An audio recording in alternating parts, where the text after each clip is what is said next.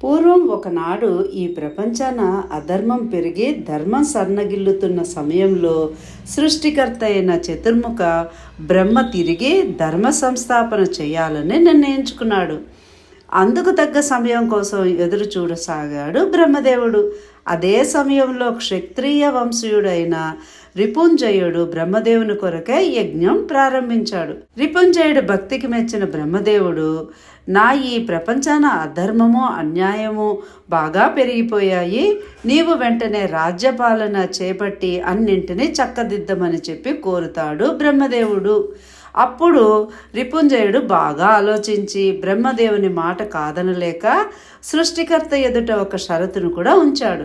అదేమిటంటే, ఓ బ్రహ్మదేవా, మీ కోరిక మేరకు నేను రాజ్యపాలన చేస్తాను, కానీ రాజ్యంలో మాత్రం దేవతలకు చోటు ఉండకూడదు అంటూ అప్పుడే నేను రాజ్యపాలన చేస్తానని షరతు విధిస్తాడు అతను. బ్రహ్మదేవుడు దీనికి సరే అని అంతర్ధానం అయిపోతాడు. ఆనాటి నుండి రిపుంజయుడు దివోదాసుడనే నామంతో కాశీనగర క్షేత్రాన్ని, ఈ ప్రపంచాన్ని పాలించడం మొదలుపెట్టాడు. రెండవ కైలాసమైన కాశీ క్షేత్రానికి అధిపతి పరమేశ్వరుడు కదా, ఆయన కూడా తనకు ప్రీతిపాత్రమైన కాశీలో అడుగు పెట్టలేకపోయాడప్పుడు. దివోసారుడు తన రాజ్యాన్ని న్యాయబద్ధంగా ఎటువంటి బాధలు లేకుండా అద్భుతంగా పరిపాలిస్తూ వస్తున్నాడు. తన రాజ్యానికి కావలసిన ప్రతి ఒక్కటి తనే సృష్టిస్తూ తన ప్రజలను పోషించసాగాడు. ఆఖరికి గాలి, నీరు, అగ్ని, వాన ఇలాంటి అన్నిటినీ దేవతలతో సంబంధం లేకుండా తానే పుట్టించాడు.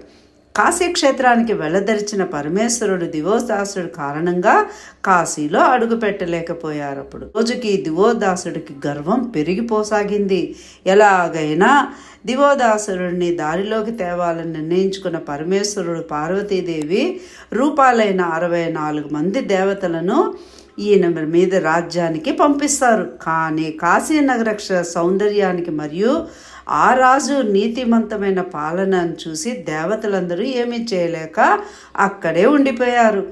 ఈ విఫల ప్రయత్నము తరువాత పరమేశ్వరుడు సూర్యదేవుడిని పంపాడు. సూర్యదేవుడు ఒక జ్యోతిష్యుడి రూపంలో కాశీకి చేరాడు, కానీ ఆయన కూడా ఏమీ చేయలేకపోయాడు. తరువాత బ్రహ్మదేవుడు ఒక సన్యాసి రూపంలో కాశీకి వెళ్ళి దివోదాసుడి చేత అశ్వమేధ యాగం చేయించారు. ఇక చివరి ప్రయత్నంగా పరమేశ్వరుడు శ్రీ మహావిష్ణువు మరియు తన కుమారుడైన గణపతి సాయంతో ఒక ఉపాయం ఆలోచించారు.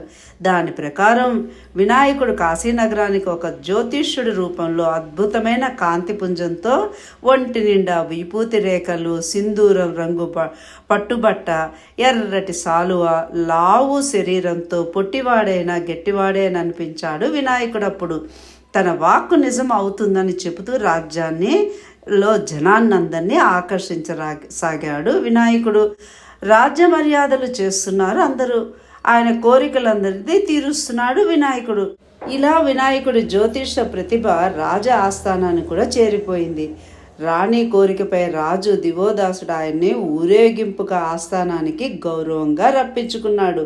వారి ఆతిథ్యాన్ని పొంది 4 వేదాలు, సకల శాస్త్రాలు, పురాణాల విషయాలన్నీ వారికి బోధించి మెప్పించాడు వినాయకుడు.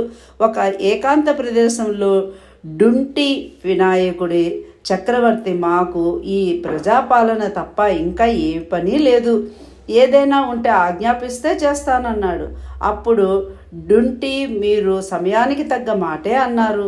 మీలాగా ఇంతకు ముందెవరూ ధర్మబద్ధంగా, న్యాయబద్ధంగా, ప్రజాహితంగా పరిపాలన చేయలేదే, భవిష్యత్తులో కూడా చేయబోరేమో. అన్ని శక్తులను లోబర్చుకొని అన్నీ మీరే అయి పాలిస్తున్నారు. వచ్చే రోజులు మంచివి కావు. మీరు కొత్త దృష్టితో జీవించాలి. నేటికి సరిగ్గా 18వ రోజున మీ జీవితానికి ఒక ముహూర్తము వస్తోంది. ఒక తేజోరాశి బ్రహ్మోన్నోత్తముడు మీ దర్శనం కోరుతాడప్పుడు ఆయన చెప్పినట్లు నడుచుకోండి.